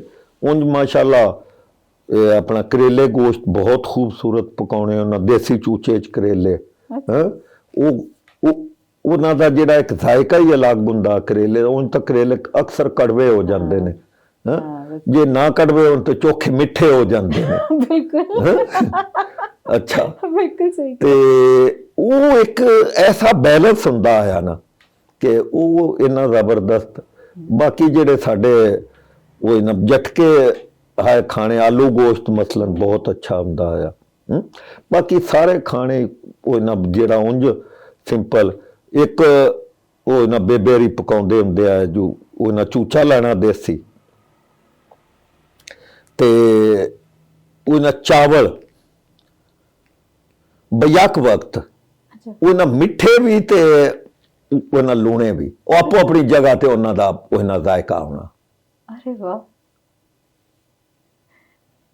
ਮਾਸ਼ਾਅੱਲਾ। ਇਹ ਤੇ ਸਾਰੀਆਂ ਗੱਲਾਂ ਉਹ ਅਸੀਂ ਸੁਣ ਵੀ ਰਹੇ ਹਾਂ, ਤੇ ਇਸ ਤਰ੍ਹਾਂ ਲੱਗ ਰਿਹਾ ਕਿ ਪੂਰਾ ਮੰਜ਼ਰ ਨਾ ਅੱਖਾਂ ਦੇ ਸਾਹਮਣੇ ਆ ਰਿਹਾ ਕਿ ਕਿਸ ਤਰ੍ਹਾਂ ਉਹ ਬਣਾਉਂਦੇ ਹੋਣਗੇ, ਕਿਸ ਤਰ੍ਹਾਂ ਸਭ ਕੁਝ ਚੱਲਦਾ ਹੋਏਗਾ। ਤੇ ਇੱਕ ਉਹ ਹੈ ਜਿਹੜਾ ਆਪਣਾ ਪੇਠਾ ਹੁੰਦਾ। ਹਾਂ, ਪੇਠਾ ਨਹੀਂ ਹੁੰਦਾ, ਇੱਕ ਤਾਂ ਕੱਦੂ ਹੁੰਦਾ ਨਾ। ਨਹੀਂ, ਪੇਠਾ ਹੁੰਦਾ, ਬਿਲਕੁਲ। ਉਹਦਾ ਹਲਵਾ ਵੀ ਬਣਦਾ। ਪੇਠੇ ਦਾ ਹਲਵਾ ਇੰਨਾ ਮਜ਼ੇਦਾਰ। ਉਹ ਫਿਰ ਉਸ ਤੋਂ ਬਾਅਦ ਜਿਹੜੀ ਇਹ ਮੇਰੇ ਬੱਚਿਆਂ ਦੀ ਮਾਂ ਹੈ, ਉਹ ਵੀ ਗਾਲਬਨ ਉਹ ਵੈਸੇ ਆਪ ਉਹਦਾ ਬਾਪ ਵੀ ਡੇਰੇਦਾਰ ਸੀ। ਉਹ ਵੀ ਇੱਕ ਉਹ ਡੇਰੇਦਾਰ ਉਹ ਨਾ ਘਰੋਂ ਆਈ। ਮੇਰੀ ਫੁੱਫੀ ਦੀ ਆਪਣਾ ਆਈ ਉਹਨਾਂ ਬੇਟੀ, ਤੇ ਉਹਨਾਂ ਦਾ ਆਪਣਾ ਆਪਣੇ ਘਰ 'ਚ ਇੱਕ ਡੇਰੇ ਦਾ ਉਹ ਪੇਠੇ ਦਾ ਹਲਵਾ ਇੰਨਾ ਅੱਛਾ ਬਣਦਾ ਆਇਆ ਨਾ ਸਾਡੇ ਘਰ 'ਚ ਕਿ ਮੇਰੇ ਅਕਸਰ ਕੋਈ ਸ਼ਾਇਰ ਆ ਕੇ ਖਾ ਕੇ ਜਾਣਾ ਨਾ, ਇੱਕ ਦੋ ਵਾਰੀ ਮੈਨੂੰ ਉਹਨਾਂ ਫੋਨ ਕੀਤਾ, ਯਾਰੋ ਬਣਵਾ ਕੇ ਗੱਲ। ਤੇ ਉਹ ਇੰਜ ਕਰਕੇ ਖਾਣ ਪੀਣ ਦਾ ਜਿਹੜੇ ਡੇਰੇ ਵਾਲੇ ਘਰ ਹੁੰਦੇ ਨੇ ਪੁੱਤਰਾ, ਉਹਨਾਂ 'ਚ ਉਹ ਹੁੰਦਾ ਹੀ ਹੈ ਕਿ ਉਹ ਜ਼ਰਾ ਅੱਛਾ ਤੇ ਮੁਖਤਲਿਫ ਹੁੰਦਾ।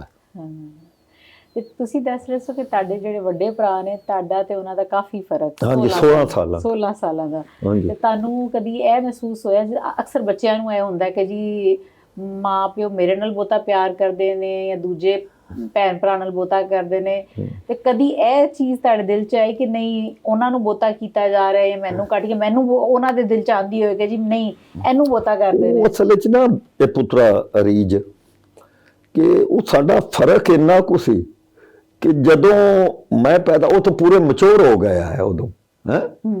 ਯਾਨੀ ਉਹ ਜਿਹੜਾ ਗੈਪ ਹੈ ਨਾ ਵਿੱਚ, ਉਹ ਇੰਨਾ ਕੁਛ ਥੋੜਾ ਜਿਹਾ ਹਮ ਉਮਰੀ ਵਾਲਾ ਹੋਵੇ ਤੇ ਉਹਦੇ ਜ਼ਿਆਦਾ ਇਸ ਚੀਜ਼ ਦਾ ਮਹਿਸੂਸ ਹੁੰਦੀਆਂ ਨੇ।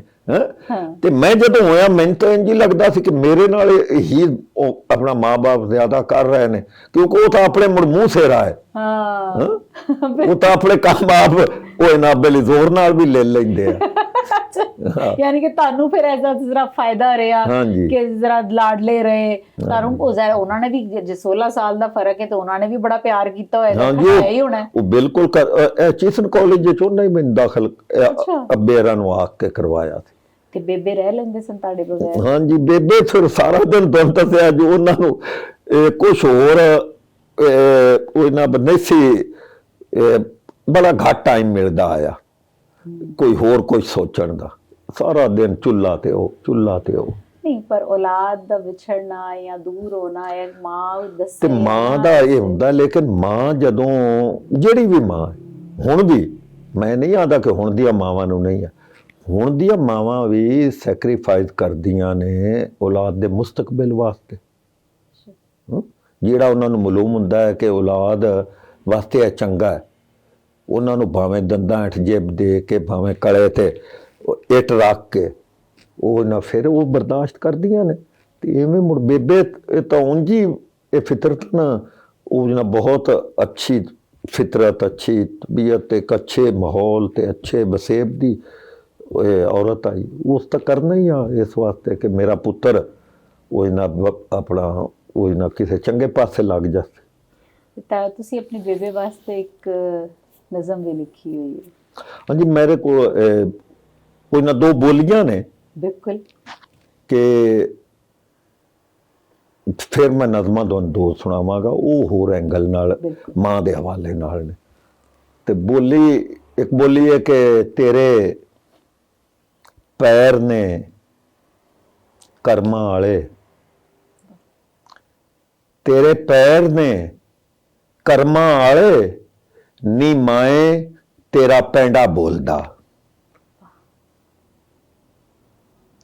ਤੇ ਇੱਕ ਬੋਲੀ ਹੈ ਕਿ ਮਾਂ ਮਾਰ ਕੇ ਤੇ ਵਿਹੜਿਓਂ ਕੀ ਨਿਕਲੀ।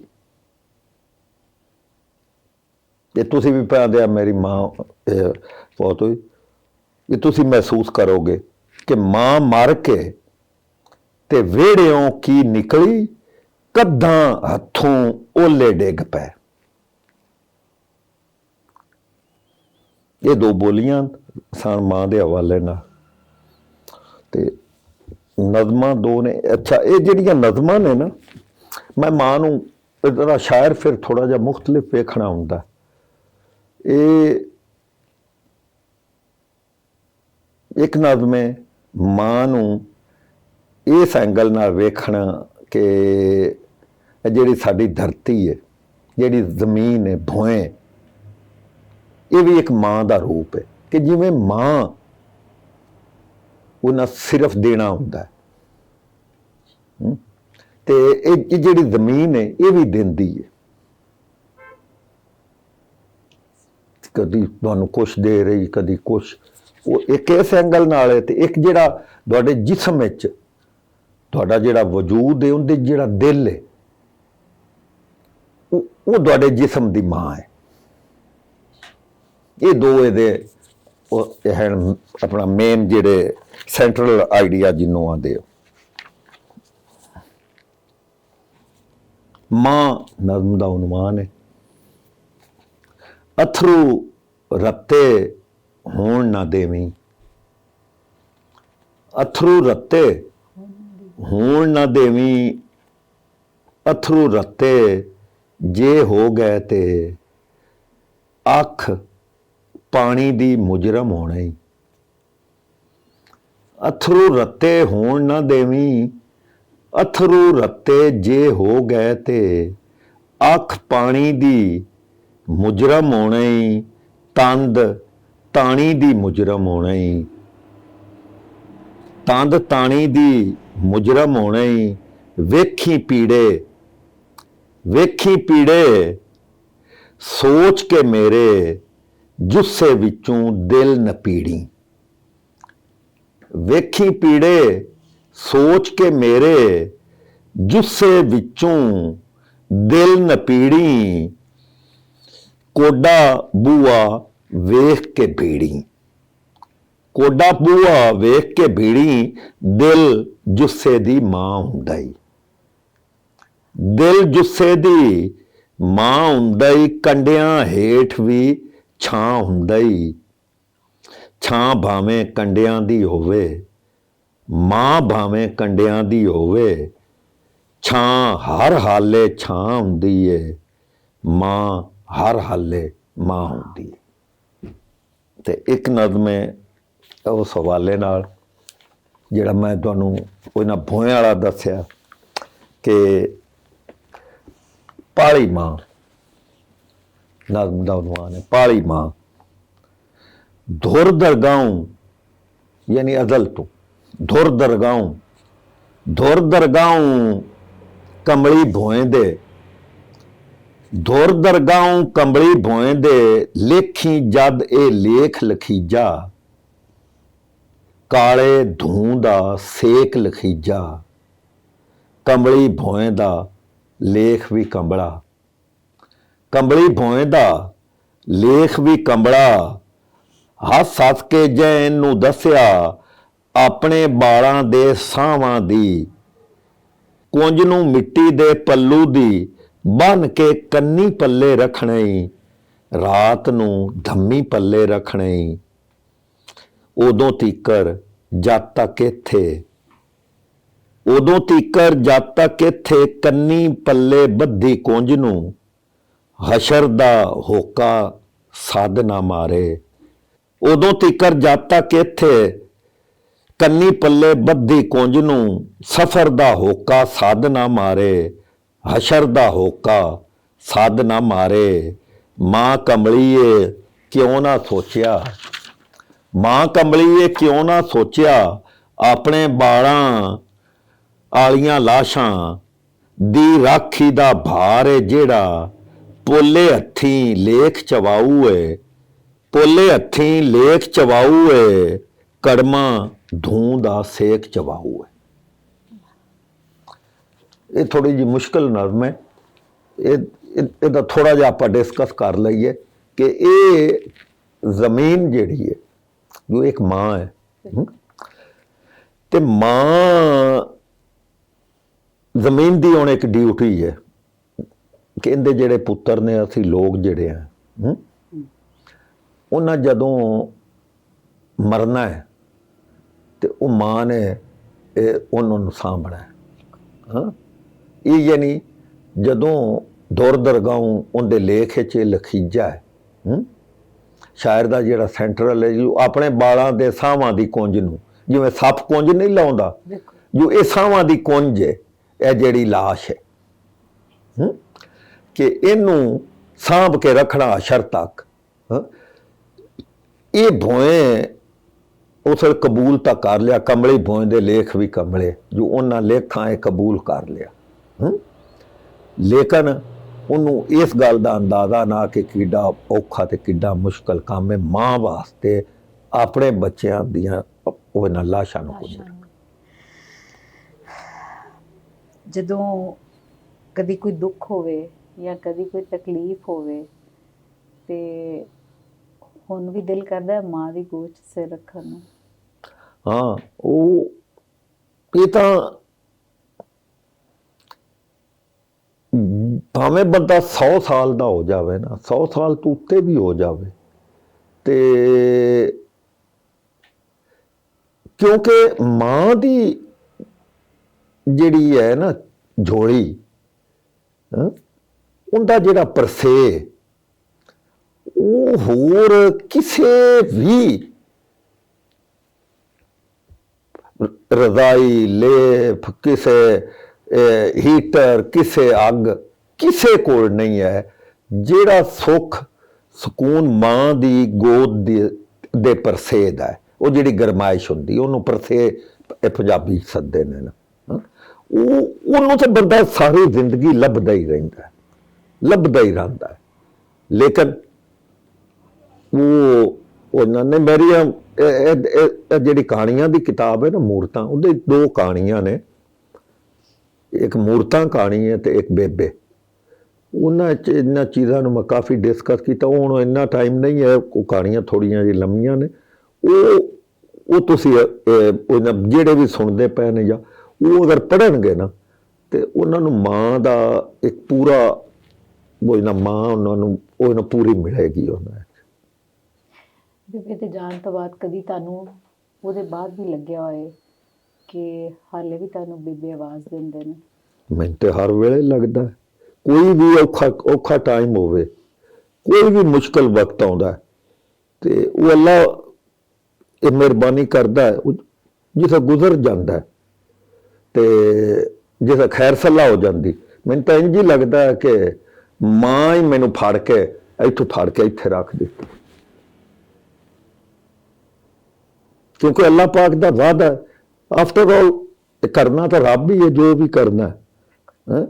ਤੇ ਉਹ ਆਂਦਾ ਮੈਂ ਜੇ ਵੀ ਮਾਂ ਦੀ ਜਦੋਂ ਵੀ ਕਬਰ ਤੇ ਜਾਵਾਂ, ਮੈਂ ਉਹਨਾਂ ਕੋਲ ਇੱਕੋ ਹੀ ਮੇਰੀ ਰਿਕੁਐਸਟ, ਇੱਕੋ ਤਰਲਾ ਹੁੰਦਾ ਕਿ ਉਹਨਾਂ ਦੁਆ ਕੀਤੀ ਰੱਖੋ, ਕਿਉਂਕਿ ਅੱਲਾਹ ਪਾਕ ਮਾਂ ਦੀ ਦੁਆ ਸਭ ਤੋਂ ਜ਼ਿਆਦਾ ਸੁਣਦਾ ਹੈ।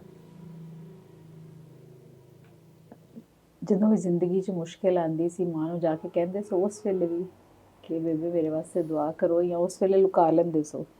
ਉਹ ਅਸਲ ਵਿੱਚ ਨਾ ਉਸ ਵਕਤ ਜਿਹੜੀਆਂ ਹੁਣ ਦੀਆਂ ਮਾਵਾਂ ਬੇਖਬਰ ਰਹਿ ਸਕਦੀਆਂ ਨੇ, ਉਸ ਵਕਤ ਦੀ ਮਾਂ ਬੇਖਬਰ ਨਹੀਂ ਹੁੰਦੀ।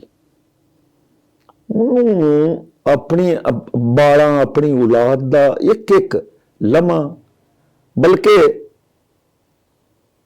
ਮੈਂ ਤਾਂ ਇੰਝ ਹੀ ਆਣਾ ਕਿ ਮੈਨੂੰ ਆਪ ਨੂੰ ਵੀ ਪਤਾ ਹੈ ਕਿ ਇੰਝ ਹੀ ਹੁੰਦਾ ਆਇਆ ਕਿ ਕੋਈ ਮੁਸੀਬਤ ਆਉਣ ਤੋਂ ਪਹਿਲਾਂ ਹੀ ਮਾਂ ਦਾ ਦਿਲ ਬੁੱਝ ਜਾਂਦਾ ਆ ਕਿ ਇਹ ਕੋਈ ਮੇਰੇ ਬੱਚੇ ਤੇ ਆਉਣ ਵਾਲੀ। ਤੇ ਉਸੇ ਵੇਲੇ ਤੇ ਉਹ ਅਲਹਮਦੁਲਿਲਾ ਮੇਰੀ ਮਾਂ ਬੇਬੇ ਤਾਂ ਉਹ ਨਾ ਤਹੱਜਦ ਗੁਜ਼ਾਰ, 5 ਵਕਤ ਨਮਾਜ਼ ਪੜ੍ਹਨੀ, ਅੱਲਾਹ ਤੋਂ ਬੜਾ ਤੇ ਸਦਕੇ ਖੈਰਾਤਾਂ ਵੀ ਬੜੀਆਂ ਕਰਨੀ। ਉਹਨਾਂ ਉਸੇ ਟਾਈਮ ਹੀ ਉਹ ਨਾ ਆਪਣਾ ਉਹ ਨਾ ਤਵੱਜੋ ਅੱਲਾਹ ਲੈ ਕਰ ਲੈਣੀ। ਤੇ ਉਹ ਫਿਰ ਪਤਾ ਹੀ ਕੋਈ ਨਹੀਂ ਸੀ ਲੱਗਦਾ ਜੋ ਕੋਈ ਔਖਾ ਟਾਈਮ ਆ ਕੇ ਗੁਜ਼ਰ ਕਿਵੇਂ ਗਿਆ। ਜਦੋਂ ਤੁਹਾਡੀ ਆਪਣੀ ਔਲਾਦ, ਪਹਿਲੀ ਔਲਾਦ ਉਹਨਾਂ ਦੀ ਗੋਦ 'ਚ ਆਈ, ਤੇ ਉਸ ਵੇਲੇ ਉਹਨਾਂ ਦੇ ਕੀ ਜਜ਼ਬਾਤ ਸਨ? ਉਹਨਾਂ ਨੂੰ ਤਾਂ ਬਹੁਤ ਖੁਸ਼ੀ ਆਈ, ਜੋ ਅਗਾ ਬਲ ਵਧੀ ਹੈ, ਪਹਿਲੇ ਬੇਟੀ ਹੋਈ, ਤੇ ਉਹ ਫਿਰ ਅੱਗੇ ਹੁਣ ਤਾਂ ਖੈਰ ਉਹ ਇਹਨਾਂ ਵੇਲੇ ਅੱਗੇ ਸਾਡਾ ਜਿਹੜਾ ਵਸੇਬ ਹੈ ਉਹਦੇ ਚ ਬੇਟੀਆਂ ਨੂੰ ਥੋੜਾ ਜਿਹਾ ਇੱਕ ਮਹਦੂਦ ਲਿਮਿਟੇਸ਼ਨ ਦੇ ਵਿੱਚ ਉਹਨਾਂ ਰਹਿਣਾ ਹੁੰਦਾ ਆ। ਹਾਂ, ਉਹ ਫਿਰ ਸਮਝਿਆ ਜਾਂਦਾ ਆ ਕਿ ਇਹ ਉਹ ਇਹਨਾਂ ਪੁੱਤਰਾਂ ਨਾਲੋਂ ਥੋੜਾ ਜਿਹਾ ਘੱਟ ਸਾਡੇ ਵਾਸਤੇ ਦੁਨੀਆ 'ਚ ਨਾ। ਹੁਣ ਤਾਂ ਬੇਟੀਆਂ ਵੀ ਉਹਨਾਂ ਇਕੁਅਲ ਡੇਰੇਦਾਰੀ ਸੰਭਾਲਣੀ ਹੈ, ਤਾਂ ਉਹਨਾਂ ਦੇ ਚੋਦਾ ਇੱਕ ਡੇਰੇਦਾਰੀ ਦੇ ਪੁੱਤਰ ਹੀ ਸੰਭਾਲ। ਹਾਂਜੀ, ਤੇ ਉਹ ਉਸ ਵੇਲੇ ਮੁੜ ਥੋੜਾ ਜਿਹਾ ਹੁੰਦਾ।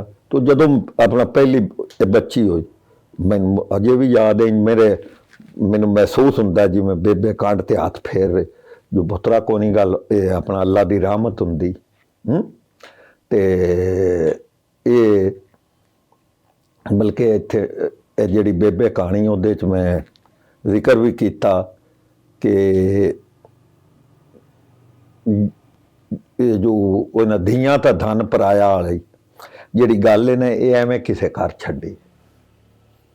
ਉਹ ਮੈਂ ਇਖਤਲਾਫ ਕੀਤਾ ਕਿ ਧੀ ਬਸ ਉਹਨਾਂ ਸਿਰਫ ਧਨ ਹੁੰਦਾ ਹੈ, ਜਿਹੜਾ ਨਾ ਪੇਕੀ ਲਾਮ ਕੋਲ ਮੁੱਕਦਾ ਹੈ, ਨਾ ਸਹੁਰੀ ਲਾਮ ਕੋਲ ਮੁੱਕਦਾ ਹੈ, ਤੇ ਨਾ ਹੀ ਖੜੀਂਦਾ ਹੈ। ਉਹ ਸਿਰਫ ਧਨ ਹੁੰਦਾ ਹੈ, ਉਹ ਨਾ ਪਰਾਇਆ ਨਹੀਂ ਹੁੰਦਾ।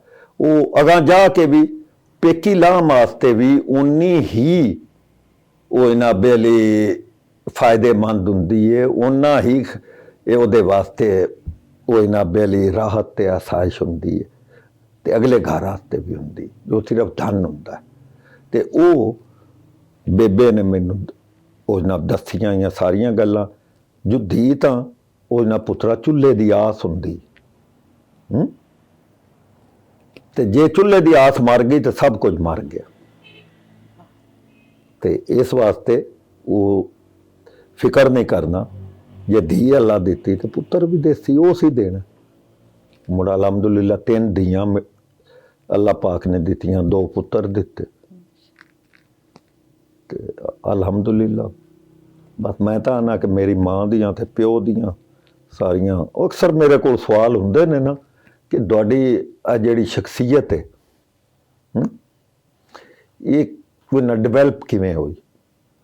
ਮੈਂ ਉਹਨਾਂ ਨੂੰ ਦੱਸਣਾ ਕਿ ਕੋਈ ਨਾ ਬੇਲੀ ਅਵਾਇਲ ਜਿਹੜੇ ਉਮਰ ਦੇ ਪਾਲੇ ਸਾਲ ਆ ਉਹ ਮਾਂ ਨੇ ਡਿਵੈਲਪ ਕੀਤੇ, ਅਗਾਂਹ ਜਾ ਕੇ ਪਿਓ ਨੇ ਕੀਤੇ।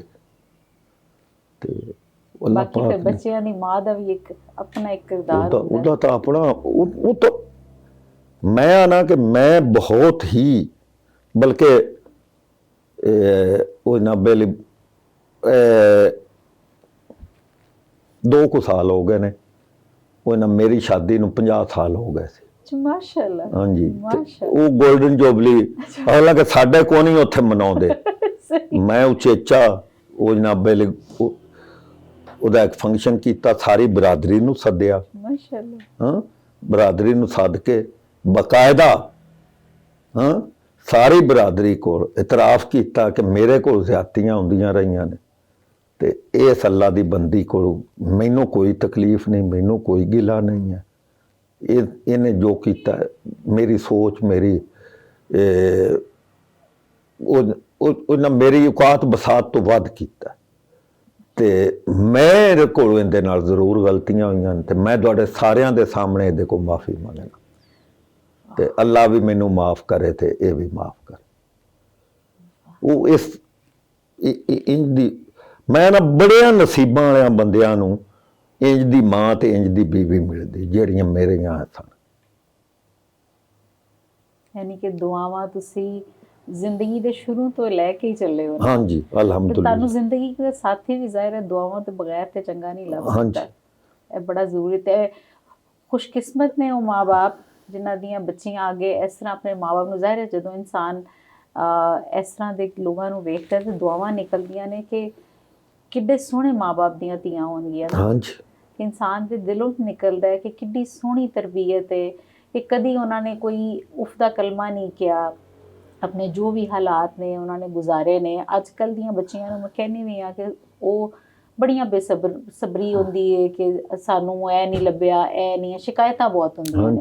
ਤੇ ਤੁਹਾਡੇ ਜ਼ਿੰਦਗੀ ਦੀ ਜਿਹੜੀਆਂ ਆਸਾਇਸ਼ਾਂ ਨੇ, ਜਿਹੜੀਆਂ ਤੁਹਾਡੀ ਜ਼ਿੰਦਗੀ ਦਾ ਸਕੂਨ ਹੈ, ਉਹ ਰੱਬ ਤਾਲਾ ਨੇ ਲਿਖਿਆ ਹੋਇਆ ਤੇ ਤੁਹਾਨੂੰ ਲੱਭਣਾ ਹੈ ਤੇ ਉਹ ਸਬਰ ਦੇ ਬਾਅਦ ਹੀ ਲੱਭਣਾ ਹੈ। ਕਿਉਂਕਿ ਅੱਲਾਹ ਤਾਲਾ ਕਹਿੰਦਾ ਹੈ ਕਿ ਕੁਰਾਨ 'ਚ ਅੱਲਾਹ ਤਾਲਾ ਫਰਮਾਉਂਦਾ ਹੈ ਕਿ ਮੁਸ਼ਕਿਲ ਦੇ ਬਾਅਦ ਆਸਾਨੀ ਹੈ। ਤੁਸੀਂ ਮੁਸ਼ਕਿਲ ਗੁਜ਼ਾਰਨ ਤੋਂ ਬਾਅਦ ਇਸ ਗੱਲ ਦਾ ਯਕੀਨ ਰੱਖੋ ਕਿ ਤੁਹਾਨੂੰ ਆਸਾਨੀ ਲੱਭੇਗੀ। ਹਾਂਜੀ, ਇੰਜੀ ਇੰਨਾ ਮਾਲੋ ਸਰਯੁਸਰ ਤੇ ਉਹ ਇੰਜੀ ਹੈ। ਤੇ ਇਹ ਮੇਰੀ ਤਾਂ ਜ਼ਿੰਦਗੀ ਦਾ ਮੈਨੂੰ ਤਾਂ ਐਕਸਪੀਰੀਅੰਸ ਇਹ ਵਿੱਚੋਂ ਇਹ ਚੀਜ਼ਾਂ ਗੁਜ਼ਰੀਆਂ ਨੇ। ਆਉਂਦੇ ਨੇ ਔਖੇ ਟਾਈਮ ਜ਼ਿੰਦਗੀ 'ਚ ਹਰ ਬੰਦੇ ਨਾਲ, ਲੇਕਿਨ ਉਸ ਤੋਂ ਬਾਅਦ ਇੰਨੀ ਆਸਾਨੀ, ਇੰਨੀ ਅੱਛੀ ਉਹਦਾ ਆਪਣਾ ਮਿਲਦਾ ਕਿ ਅੱਲਾਹ ਪਾਕ ਇਹ ਅਸਲ 'ਚ ਨਾ ਜਿਹੜਾ ਹੈ ਨਾ ਸ਼ੁਕਰ ਤੇ ਸਬਰ, ਇਹ 2 ਇਨਸਾਨੀ ਜ਼ਿੰਦਗੀ ਦੇ ਸਤੂਨ ਨੇ ਜਿਨ੍ਹਾਂ ਤੇ ਜ਼ਿੰਦਗੀ ਅਗਰ ਕੋਈ ਚਾਹੁੰਦਾ ਹੈ ਨਾ ਕਿ ਮੇਰੀ ਬਿਹਤਰੀਨ ਆਈਡੀਅਲ ਜ਼ਿੰਦਗੀ ਹੋਵੇ, ਉਹ ਇਹਨਾਂ ਦੋਵਾਂ ਦੇ ਸ਼ੁਕਰ ਤੇ ਸਬਰ ਨੂੰ ਹਰ ਵਕਤ ਆਪਣੇ ਜੇ ਕੋਲ ਰੱਖੇ, ਔਖੇ ਟਾਈਮ ਤੇ ਸਬਰ ਕਰੇ, ਅੱਲਾ ਦੀ ਜ਼ਿਆਦਾ ਮਿਹਰਬਾਨੀ ਤੇ ਸ਼ੁਕਰ ਕਰੇ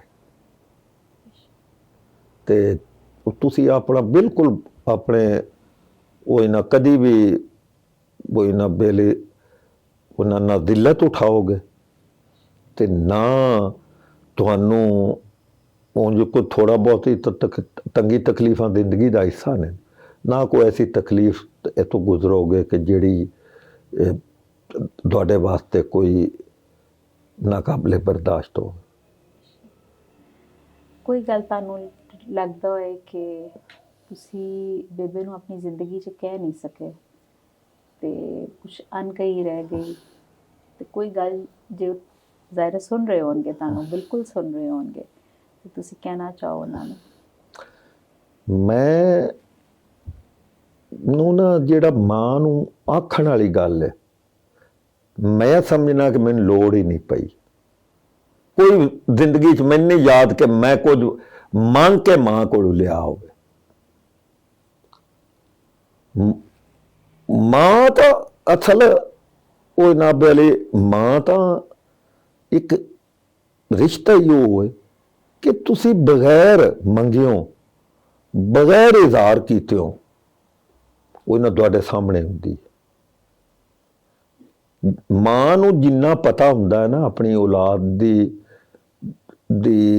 ਖਾਹਿਸ਼ ਦਾ, ਉਹਨਾਂ ਦੀ ਸੋਚ ਦਾ, ਇੰਨਾ ਨਹੀਂ ਕਿਸੇ। ਲੇਕਿਨ ਅਗਰ ਮਾਂ ਕੋਲ ਟਾਈਮ ਹੈ ਤੇ ਮਾਂ ਉਹਨੂੰ ਉਹਦੇ ਨਾਲ ਵਕਤ ਗੁਜ਼ਾਰਦੀ ਔਲਾਦ ਨਾਲ, ਤਾਂ ਹੀ ਪਤਾ ਲੱਗਦਾ।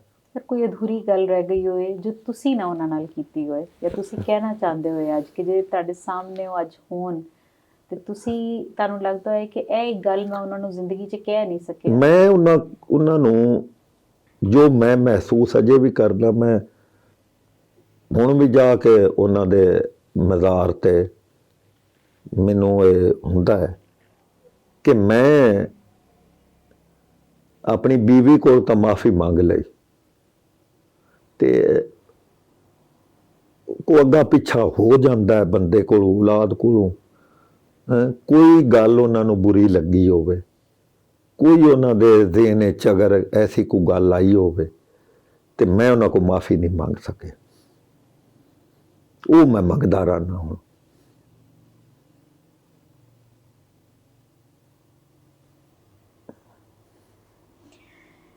ਜੇ ਤੁਸੀਂ ਖੁਸ਼ ਨਸੀਬ ਹੋ ਕਿ ਤੁਹਾਡੇ ਕੋਲ ਤੁਹਾਡੇ ਮਾਪਿਓ ਹੈ ਨੇ, ਤੇ ਉਹਨਾਂ ਦੀ ਕਦਰ ਕਰੋ, ਤੇ ਜੇ ਉਹ ਇਸ ਦੁਨੀਆ 'ਚ ਨਹੀਂ ਤੇ ਉਹਨਾਂ ਦੇ ਵਾਸਤੇ ਸਦਕਾ ਜਾਰੀਆ ਬਣੋ।